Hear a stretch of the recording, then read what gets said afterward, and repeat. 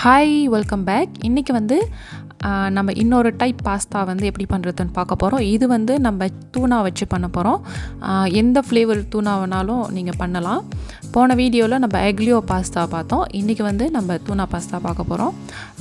So இப்போ இங்கே இருக்கிற இன்க்ரீடியன்ட்ஸ்லாம் என்ன இருக்குதுன்னு நம்ம பார்த்துடலாம். ஸோ இன்றைக்கி எனக்கு ஃப்ரெஷ் பார்ஸ்லி லீவ்ஸ் கிடச்சிருக்கு.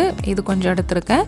இங்கே பார்த்தீங்கன்னா ஹாலண்ட் அனியன் பாதி, கேப்சிகம் பாதி, பூண்டு வந்து ஒரு 5லேருந்து 6 பல் எடுத்திருக்கேன்.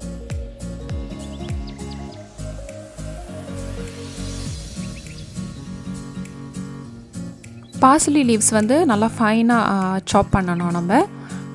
இங்கே வந்து பார்த்திங்கன்னா இது இன்றைக்கி நான் யூஸ் பண்ணுற பாஸ்தா ஸ்பெகட்டி வந்து ஏஞ்சல் ஹே. ஸோ இந்த ஸ்பெகட்டி வந்து ரொம்ப மெலீஸானதாக இருக்கும். இதுலேயும் பார்த்தீங்கன்னா குக்கிங் இன்ஸ்ட்ரக்ஷன் டைம் எல்லாம் இருக்கும், செக் பண்ணிக்கோங்க. ஸோ இந்த பாஸ்தா வந்து 3 to 5 மினிட்ஸ் பாயில் பண்ணால் போதும்.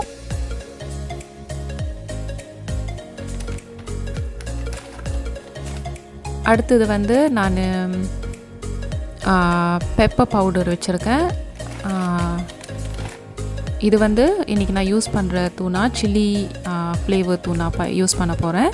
இதுனாக்கா கொஞ்சம் ஸ்பைஸியாக இருக்கும், சாப்பிடவும் நம்மளுக்கு நல்லா டேஸ்டியாக இருக்கும். இது வந்து மொசரெல்லா ஷ்ரெடட் சீஸ் எடுத்திருக்கேன் நான். ஸோ வந்து ஆனியன் பூண்டுலாம் எடுத்திருந்தேன்ல, அது வந்து நான் எப்படி சாப் பண்ணியிருக்கேன்னு உங்களுக்கு காட்டுறேன். ஸோ இந்த மாதிரி எல்லாமே சாப் பண்ணிக்கோங்க. பூண்டு வந்து ரவுண்ட் ஷேப்பில் சாப் பண்ணிக்கோங்க. ஹாலண்ட் அனியனும் கொஞ்சம் ஃபைனாக சாப் பண்ணிக்கோங்க. கேப்சிகமும் இந்த மாதிரி வெட்டிடுங்க.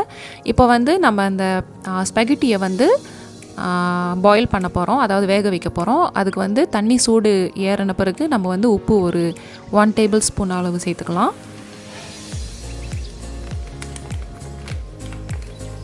இப்போ இந்த ஸ்பெகட்டி பார்த்திங்கன்னா இந்த மாதிரி மெலிசாக இருக்குது. ஸோ உங்களுக்கு எந்த மாதிரி ஷேப்பில் வேணுனாலும் நீங்கள் வாங்கிக்கலாம்.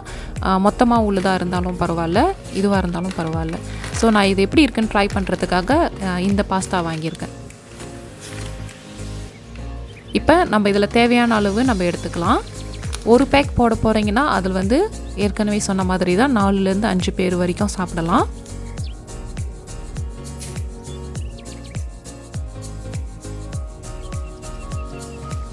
ஃபைவ் மினிட்ஸ் வேகட்டும். வந்துருச்சுன்னா செக் பண்ணிக்கோங்க. ஒரு வேளை வேகலைனாக்கா கொஞ்ச நேரம் வேக வச்சுக்கோங்க. எப்போதுமே வந்து ஸ்பெகட்டி வந்து சில நேரம் அந்த பேக்கேஜிங்கில் போட்ட டைமை விட கொஞ்சம் எக்ஸ்ட்ரா டைம் எடுக்கும், இல்லை கொஞ்சம் ஏர்லியாகவே கூட வெந்துடும். ஸோ நீங்கள் எப்போதும் செக் பண்ணிக்கோங்க அதை.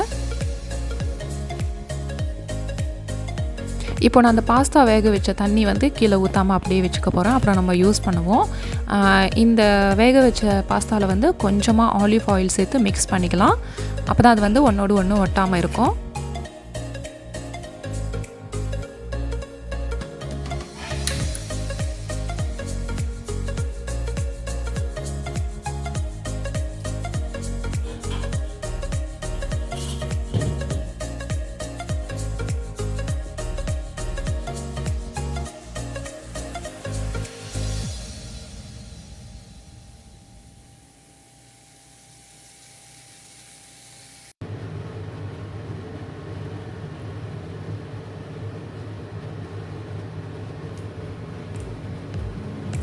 கொஞ்சமாக எண்ணெய் ஊற்றிட்டு நம்ம வந்து கட் பண்ணி வச்ச பூண்டு இதில் முதல்ல சேர்த்துடலாம்.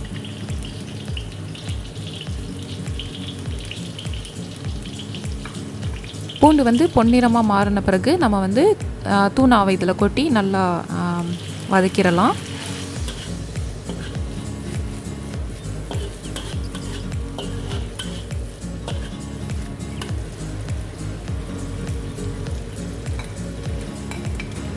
இப்போது கட் பண்ணி வச்ச வெங்காயமும் கேப்சிகமும் இந்த தூணாவோடு சேர்த்து மிக்ஸ் பண்ணிக்கிறேன். வெங்காயம் வந்து இந்த ஸ்டேஜில் போட்டிங்கனாக்கா நம்ம சாப்பிடும்போது வந்து கொஞ்சம் க்ரன்ச்சியாக டேஸ்டியாக நல்லாயிருக்கும்.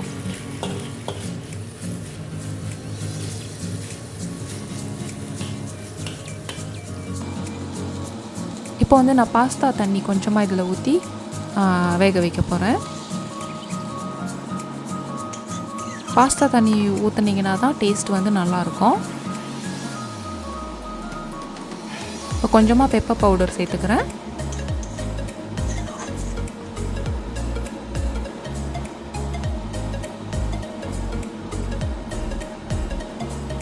இப்போ இந்த ஸ்பெகட்டி இதோட கொட்டி நல்லா மிக்ஸ் பண்ணிடலாம். உப்பு தேவைப்பட்டால் கொஞ்சம் சேர்த்துக்கோங்க. நம்மளுக்கு ஏற்கனவே சில்லி தூணாவில் வந்து உப்பு இருக்கும். இருந்தாலும் டேஸ்ட் பார்த்துட்டு உப்பு எவ்வளோ தேவையோ அவ்வளோ நீங்கள் சேர்த்துக்கலாம்.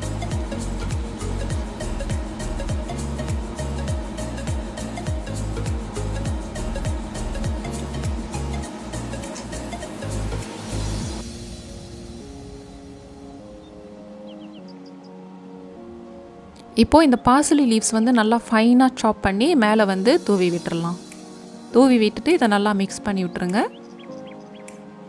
லாஸ்ட்டாக வந்து இந்த மொசரல்லா சீஸ் வந்து மேலே போட்டு நல்லா மிக்ஸ் பண்ணிக்க போகிறோம். மொசரல்லா சீஸ் வந்து நீங்கள் தூணாலே கூட போட்டு மிக்ஸ் பண்ணிக்கலாம்.